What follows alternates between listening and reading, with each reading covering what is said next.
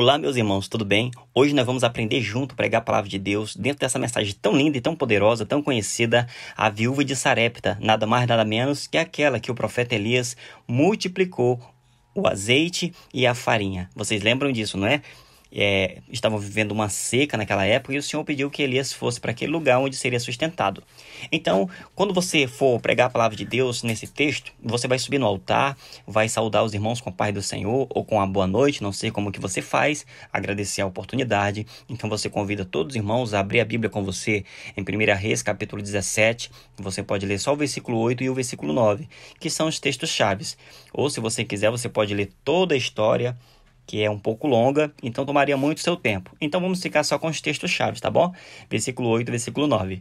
Quando você lê o versículo 8 e o versículo 9, você vai fazer uma oração para que Deus comece a te usar naquele momento. Peça aos irmãos que fechem os olhos e ore com eles. Depois que você fez isso, você vai fazer uma pequena introdução. E você pergunta, pastor, como é que faz a introdução? Irmãos, a introdução nada mais é do que um resumo daquilo que você vai pregar. Você faz um pequeno resumo mais ou menos assim. Olha só, você vai chegar e dizer isso. Meus irmãos, essa é a história de uma mulher que estava vivendo um momento crítico na sua vida. A Bíblia diz que estava vivendo uma seca em toda a terra, porque Elias tinha orado e por 3 anos e meio não choveria na terra. Aquela mulher estava então colhendo aí alguns gravetos, algum pouco de lenha para fazer a última refeição da sua vida para que ela e seu filho comessem, e depois dali eles morreriam porque não havia absolutamente nada para comer depois dali.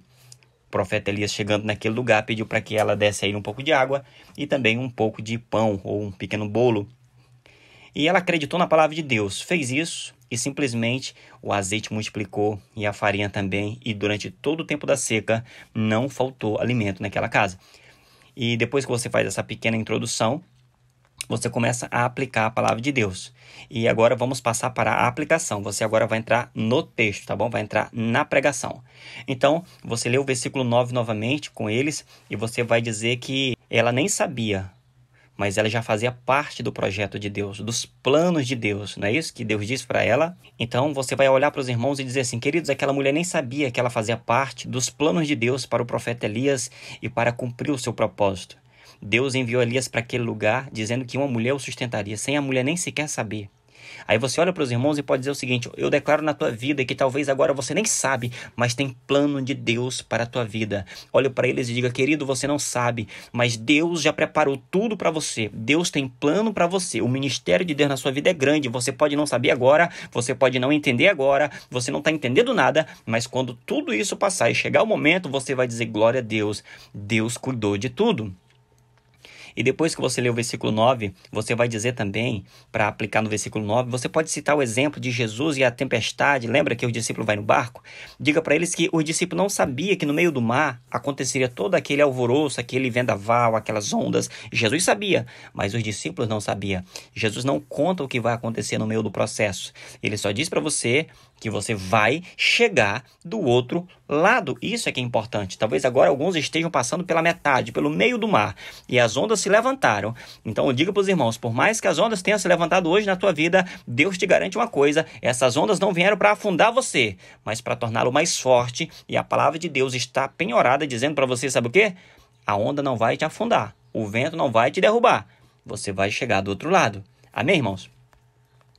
Depois você lê o versículo 10. E quando você lê o versículo 10, você vai dizer para a igreja que mesmo vivendo o pior momento, a viúva continuava lutando, porque o versículo 10 diz que ela estava ali catando lenhas para mais uma refeição da sua vida. Ou seja, ela poderia ter jogado a toalha, ela poderia ter desistido de tudo, mas o profeta encontrou ela fazendo, sabe o quê? Colhendo lenha para mais uma refeição. Ou seja, você vai olhar para os irmãos e dizer assim, irmãos, a mulher estava lutando até o fim, com a atitude de uma mãe guerreira que faz de tudo pelo seu filho. Ela não desistiu em nenhum momento. Ou seja, enquanto há vida, há esperança. Você vai dizer para a igreja o seguinte, não é porque você está vivendo o pior momento da sua vida que você vai desistir, que você vai jogar a toalha, que você vai desistir do seu filho só porque ele parece estar no estado irreversível. Você não vai desistir do seu casamento só porque parece que não tem mais jeito. Aquela mulher continuava juntando lenha, mesmo que tudo parecia a morte para ela, mas ela continuava tentando. Então olhe para a igreja e diga, não desista. Continue tentando, porque aquele que está na tua vida é maior. A Bíblia diz que maior é aquele que está em nós do que aquele que está no mundo. Não desista porque chegou a notícia ruim. Não desista porque você está sendo perseguido. Não desista porque está faltando pão, porque está faltando dinheiro. Não desista por isso, porque o Deus que está na tua vida te garante que não é o fim.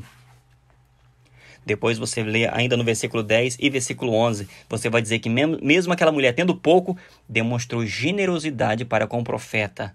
Ou seja, mesmo aquela mulher em crise, em escassez de água, não negou um pouco de água ao profeta e não negou um pouco de pão ao profeta. Olhe para os irmãos e diga assim: irmãos, se você estivesse no lugar daquela mulher, será que você faria isso?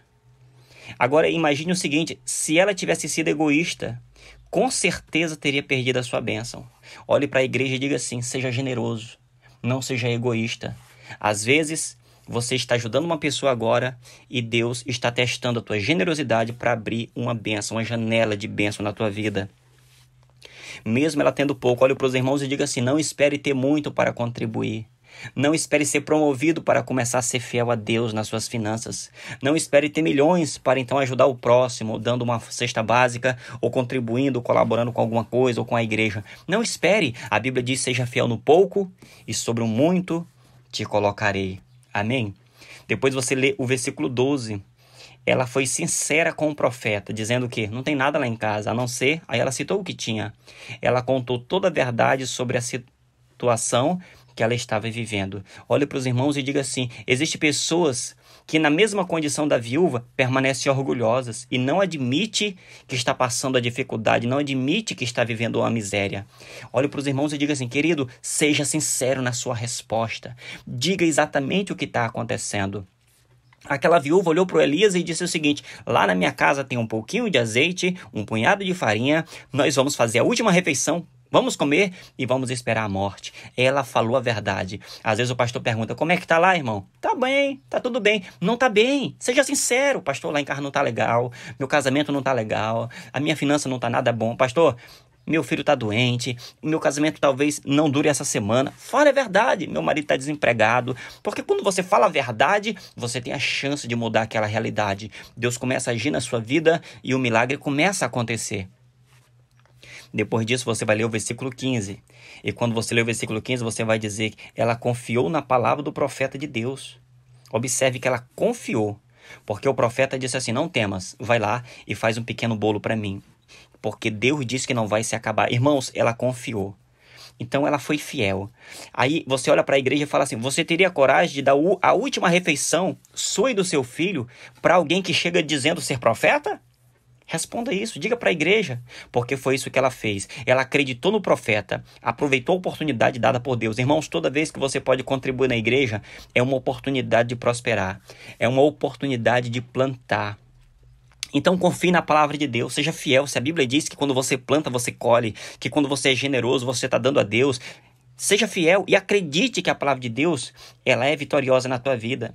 Então aproveite cada oportunidade para contribuir na obra de Deus. Você pode assim, para enriquecer a sua mensagem, fala do garoto que levou 5 pães e 2 peixinhos lá para Jesus multiplicar naquele dia e alimentou uma multidão enorme. Aquele garoto levou o pouco que ele tinha, entregou na mão de Jesus e um milagre aconteceu. Então fala para os irmãos: o pouco que você tem aos seus olhos pode ser pouco para você, mas o teu pouco na mão de um Deus grande pode ser o suficiente para alimentar toda uma geração em tua volta, para alimentar toda essa cidade com a palavra de Deus, que é o pão genuíno, que é o pão verdadeiro. Depois você lê o versículo 18, e quando você lê o 18, você vai dizer que no momento difícil, ela buscou ajuda no lugar certo. Olhe para os irmãos e conta para eles que nesse momento o filho daquela mulher adoeceu e morreu. Ela foi até o profeta quando o filho morreu e falou umas palavras a Elias, e Elias resolveu o seu problema. Irmãos, olhe para os irmãos e diga isso: algumas pessoas buscam ajuda em todo lugar, mas nem todos estão preparados para te ajudar. Então fale para os irmãos: pare de procurar ajuda no lugar errado e com as pessoas erradas. Nem todas as pessoas têm direcionamento de Deus para dar para você. Não são todas as pessoas que usam a Bíblia como regra de fé para ajudar você nos seus aconselhamentos. Então pare de procurar a tua vizinha para conseguir aconselhamento. Pare de procurar aquela tia. Pare de procurar aquelas pessoas que você sabe que não tem embasamento bíblico ou espiritual para te ajudar. Procure a pessoa certa, procure um profeta, procure o seu pastor, procure o seu líder espiritual. Faça como aquela mulher procurou quem poderia resolver o seu problema. E para buscar conselho e ajuda, você tem que ir em lugares certos, não vá nos lugares errados. Tanto é que a Bíblia diz que o profeta Elias pegou aquele jovem, levou para o seu próprio quarto e ali deitou-se sobre ele, falou com Deus e o filho voltou à vida e devolveu para aquela mulher. Depois disso você vai ler o versículo 24. Ela reconheceu Elias como um homem de Deus. Irmãos, olhe para o pessoal da igreja e diga assim: reconheça um homem de Deus quando você vê um deles. Diga para eles: Deus ainda usa pessoas para realizar seus planos aqui na terra. E nós devemos reconhecer aqueles que Deus usa. Queridos, hoje tem homens de Deus. Hoje existem homens e mulheres que são bênçãos na mão de Deus. Reconheça essas pessoas e honre essas pessoas, porque a Bíblia diz que eles são dignos de dupla honra. Quando aquela mulher recebe seu filho de volta vivo, ela olha para Elias e diz: agora eu sei que tu é um homem de Deus e que a palavra do Senhor na tua boca, ela é verdade. Então, querido, diga isso.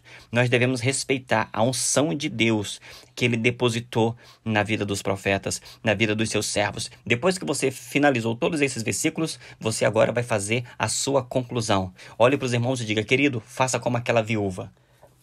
Ela estava vivendo um momento crítico, um momento escasso da sua vida. Seu filho estava à beira da morte, juntamente com ela, porque eles estavam ali prontos para a sua última refeição. Ele estava a uma refeição da sua morte. Mas naquele momento ela decidiu ouvir a palavra de um profeta. E um ato de fé fez com que ela prosperasse no meio da seca. Então faça como aquela mulher. Ouça a palavra de Deus. Ouça a palavra do profeta. Creia na palavra de Deus, seja generoso e Deus vai fazer com que você prospere no meio da seca. Quando muita gente estiver quebrando, muita gente estiver aí falhando, errando, saindo, ruindo na vida, você vai estar crescendo e prosperando. É isso que Deus quer fazer na sua vida. Depois disso, coloca os irmãos de pé e diga: quem quer aqui agora multiplicar o azeite, multiplicar a farinha da sua panela, multiplicar a sua fé, a unção de Deus na sua vida, vem aqui na frente, eu vou orar por você. Queridos, então você ora por aquelas pessoas e declara na vida dela multiplicação do azeite, da farinha, que é a sua fé, que é a sua sabedoria, que é o poder de Deus na sua vida. Meu irmão, se você gostou, você clica aqui e me ajuda, dando like, compartilhando, e se quer aprender mais, clica aqui no link nos comentários e adquira meu e-book, O Segredo dos Pregadores. Deus te abençoe e até a próxima.